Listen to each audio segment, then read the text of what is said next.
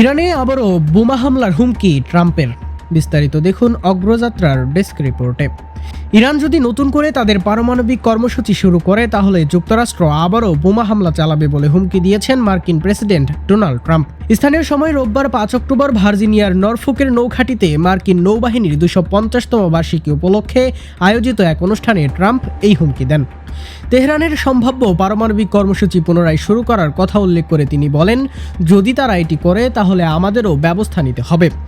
ঘাঁটিতে জড়ো হওয়া নাবিকদের উদ্দেশ্যে মার্কিন প্রেসিডেন্ট আরও বলেন, আপনারা এটি করতে চান, ঠিক আছে, তাহলে আমরাও ব্যবস্থা নেব এবং এবার আর বেশি অপেক্ষা করব না। গত 22 জুন ইরানে পারমাণবিক স্থাপনায় মার্কিন বিমান হামলা নিখুঁতভাবে সম্পাদিত হওয়ার প্রশংসা করে ট্রাম্প বলেন, আমেরিকান B-2 বোমারু বিমান এবং সাবমেরিন থেকে উৎক্ষেপিত টমাহক ক্ষেপণাস্ত্র প্রতিটি লক্ষ্যবস্তুতে আঘাত করেছে।